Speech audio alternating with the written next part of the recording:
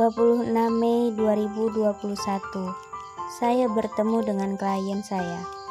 Awalnya saya hanya ingin mendengarkan cerita klien tersebut. Tapi apa yang disampaikan oleh si klien menarik perhatian dan simpati saya, sehingga membuat saya ingin mengetahuinya lebih lanjut.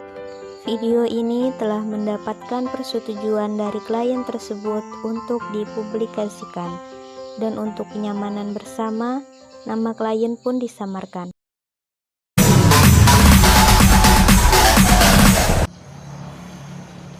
Apakah ada yang bisa saya bantu? Ya, di sini saya akan sedikit menceritakan tentang unek-unek yang sekarang saya rasakan.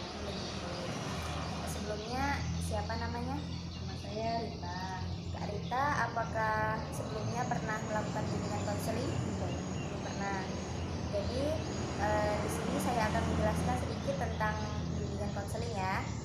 Bimbingan konseling adalah interaksi antara konselor dengan konseli, di mana untuk mengembangkan suatu potensi untuk memecahkan suatu permasalahan. Kemudian di dalam konseling ada 3 asas yang kami gunakan, yaitu yang pertama asas keterbukaan, di mana klien bisa terbuka tanpa ada yang ditutup-tutupi kepada konselor. Asas yang kedua, asas kesukarelaan, yaitu di mana klien bercerita tanpa ada paksaan dari konselornya. Kemudian yang ketiga, asas kerahasiaan. Jadi di mana cerita ataupun unek-unek dan segala yang diungkapkan oleh klien insya Allah aman dalam secara data-data. Apakah Kak Rita bisa dipahami? Baik, kepada Kak Rita saya persilahkan untuk mengungkapkan unek-uneknya. Baik, di sini kan saya mempunyai pasangan yang sudah berjalan dari saya duduk bangku di SMA kelas 3, otomatis sudah 3 tahun berjalan. Semenjak ada keanehan orang ketiga itu semenjak kita sudah berkuliah di semester 2, semenjak saya dan dia ada permasalahan soal perjodohan saya. Awalnya saya itu saya berniat menjodohkan saya dengan seseorang yang lebih mapan. Nah, saya kan orangnya terlalu jujur, jadi saya bilang ke dia kalau saya ingin dijodohkan sama orang yang lebih mapan. Gimana pendapat dia? Dia jawab, otomatis dia kecewa mungkin, marah mungkin, dan sebagainya. Terus mungkin dia juga nggak terima, jadi saya bilang, ya sudah, kalau misalnya kamu nggak rela lepasin saya pelan-pelan, terus kamu cari pengganti. Mungkin itu kalimat yang sampai sekarang saya menyesal gitu, pernah ngomong begitu ke dia. Jadi dia juga mungkin putus asa sampai di situ. Terus dia mungkin kesel juga. Keesokan paginya tiba-tiba jam 6 pagi dia datang ke rumah dan bilang, itu dalam keadaan dia sambil nangis.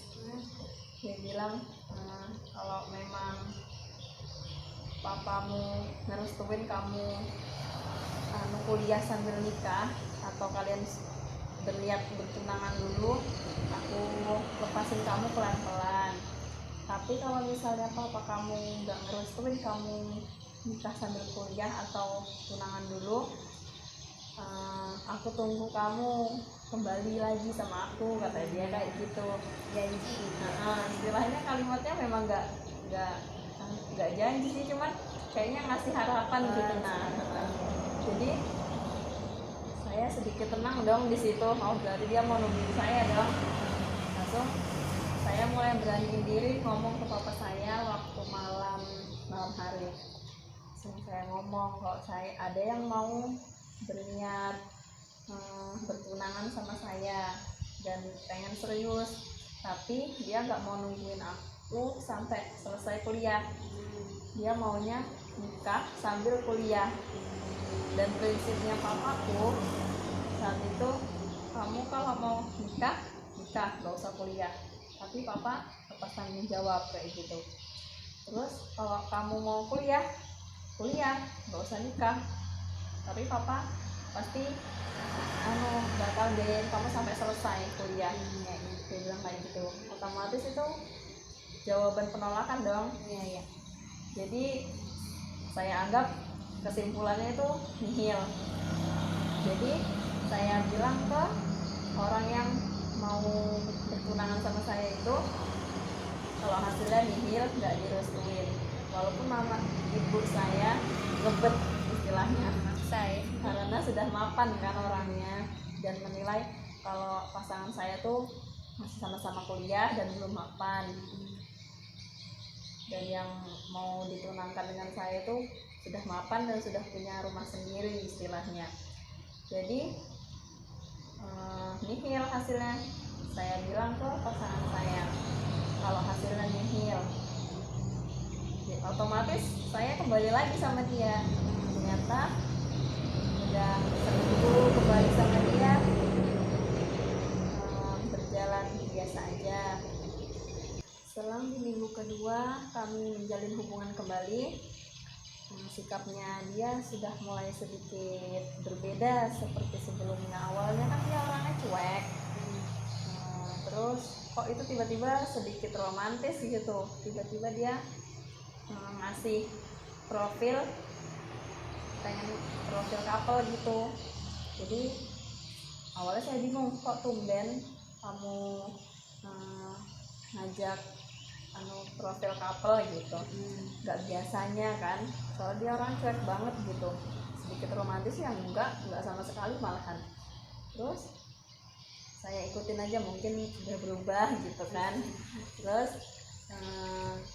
di minggu kedua itu tuh makin hari makin dia sering ngomong kayak gini ke aku, Dek, misalnya aku selingkuh, ketahuan selingkuh, kamu gimana?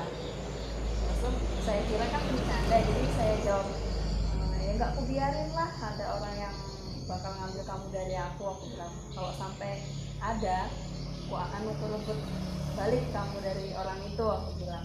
Karena saya kira dia tuh bercanda, jadi saya balasnya juga bercanda juga. Langsung dia ketawa. Langsung besok-besoknya selang lusa dia ngomong lagi, Dek, misalnya aku ketahuan selingkuh, kamu bakal ninggalin aku enggak, katanya kayak gitu. Terus kita bakalan lost kontak kah, dia bilang kayak gitu. Terus kamu bakal musuhin aku apa enggak? Pertanyaan itu semakin buat saya bingung, sebenarnya ada apa. Jadi waktu habis 3 minggu saya geram banget kan, dia nanya itu terus. Saya nekat beraniin nanya. Pas waktu itu dia mau ke Samarinda, nggak tahu ada urusan apa. Dia ngomong, saya ngomong, aku mau tanya dulu, aku bilang, sebenarnya ada apa ya, aku bilang kayak gitu. Kok sedikit berubah, sedikit berbeda, pertanyaannya juga selalu diulang-ulang terus, aku bilang kayak gitu. Memang kamu udah ada yang baru kah, aku bilang kayak gitu. Awalnya dia jawab enggak. Saya terus tanya terus sampai dia ngaku, dan akhirnya dia pun ngaku. Setelah dia mengaku, di situ perasaan saya antara kecewa, marah, sedih, udah campur aduk lah. Ternyata dia beneran mencari yang baru kan. Ternyata bahasa yang pernah saya ucapkan itu salah sebenarnya. Coba saya nggak ngomong seperti itu, mungkin dia nggak seputus asa itu sampai dia cepat mendapatkan yang baru, Cari pengganti. ya. Setelah itu saya pengen langsung pergi gitu, biarkan dia sama yang baru gitu. Pas saya bilang saya mau pergi, dia nggak bolehin. Langsung dia ngomong, kan kamu sendiri yang bilang kamu nggak bakal pergi kalau tahu aku ada yang baru. Ini cuman karena aku terlalu putus asa, makanya aku mendapatkan yang baru, dia bilang. kamu nggak boleh pergi, aku masih butuh kamu juga pasti masih butuh aku kan, dia bilang. Seperti pembicaraan membujuk lah istilahnya. Tapi karena saya udah terlanjur sakit hati, saya nggak mikir ke sana walaupun saya masih butuh dia. Jadi saya mikir lagi gimana baiknya untuk kedepannya. Sebenarnya saya juga nggak mau pisah sama dia gitu, tapi malah kayak gitu. Jadi saya bingung kan antara mau dipertahanin atau diudahin. Dipertahanin nahan sakit, diudahin juga sama aja, walaupun kedepannya bakal sembuh juga sih. Tapi ya namanya ego diri sendiri, jadi ya udah saya mutusin buat mempertahankan sampai sekarang. Walaupun dia juga sering bolak-balik ke Samarinda untuk menemui pacar barunya itu, ya dia juga sering menemui saya juga, ya walaupun sedikit adil sih, tapi ada juga tidak adilnya. Di WhatsAppnya nama perempuan itu ada emot love-nya, sedangkan saya cuman nama aja ya. Terus profilnya juga, profil WhatsAppnya mereka couple, sedangkan saya enggak.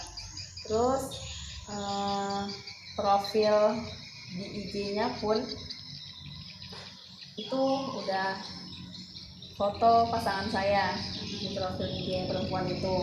Terus juga ke perempuan itu lebih terbuka, maksudnya cewek itu boleh buat status buat story di IG dengan muka perempuan itu bersama pasangan saya dan disebarluaskan, sedangkan saya nggak diperbolehkan karena takut ketahuan sama perempuan itu. Karena prinsipnya dia bilang kayak gini, kalau sampai perempuan itu tahu kalau pasangan saya itu udah punya saya, takut perempuan itu kecewa. Saya mikir, nah terus saya ini apa? Saya juga kecewa loh sebenarnya. Saya bilang kayak gitu, tapi dia jawab lagi, sifat kamu sama sifat dia berbeda. Sifat dia itu lebih keras daripada, sedangkan kamu enggak, kayak gitu. Dan aku nggak mau cari masalah, dia bilang kayak gitu, karena posisinya pasangan saya itu satu kelas sama perempuan itu, jadi dia nggak mau cari masalah di kelasnya itu, nggak mau dimusuhin ya istilahnya gitu maksudnya dia. Makanya dia nggak mau cari perkara. Jadi ibaratnya saya yang udah duluan mulai sama dia, tapi seakan-akan saya jadi simpanannya. Jadi kayak ya sakit sih. Berulang kali saya bilang, aku pergi aja ya, aku sudah nggak kuat, aku bilang. Sesabar-sabarnya aku, perempuan mana sih yang mau diduain gitu kan. Terus tapi dia bersikeras gitu, aku nggak mau kamu pergi, dia bilang. Kalau nggak mau aku pergi ya udah, kapan kamu mau terus terang sama dia? Dia bilang, aku masih nunggu waktunya, dia bilang. Jadi sampai saat ini masih berhubungan dengan yang baru? Iya masih, sama saya juga masih. Karena apa? Saya nggak diperbolehkan untuk pergi, jadi saya juga bingung. Ya, udah mati rasa rasanya. Jadi kedatangan saya ke sini ingin meminta solusi bagaimana baiknya atas yang telah saya ceritakan tadi. Karena kalau nggak diceritakan itu tuh saya bingung harus cerita kemana lagi. Kalau cerita ke dia pun malah berbalik arah, jadi dia yang lebih marah gitu. Gitu. Jadi Kakak Rita sekarang selain kuliah kesibukannya apa lagi? Saya mengajar ya. Kemudian setelah ada organisasi seperti mengajar ngaji seperti itu, apakah ada perubahan misalkan dari yang tadinya murung kemudian sedih, sakit hati gitu, apakah ada perubahan setelah mengikuti organisasi mengajar seperti itu? Menurut saya ya sedikit ada perubahan, karena kalau kita melakukan kesibukan kita lebih tidak memikirkan hal-hal yang membuat kita sedih. Jadi saya kalau lagi sedih itu saya membuat kesibukan sendiri, entah saya bersih-bersih rumah atau datang ke organisasi yang saya ikutin ataupun mengajar. Iya iya, baik-baik. Itu sudah bagus sih Kak. Jadi menurut saya kalau Kakak sedih gitu kan, ya ingatlah kepada Allah gitu ya, bahwa kita di dunia ini walaupun kita merasa sendiri, kita kesepian, bahwa ada Allah lah gitu yang menemani kita.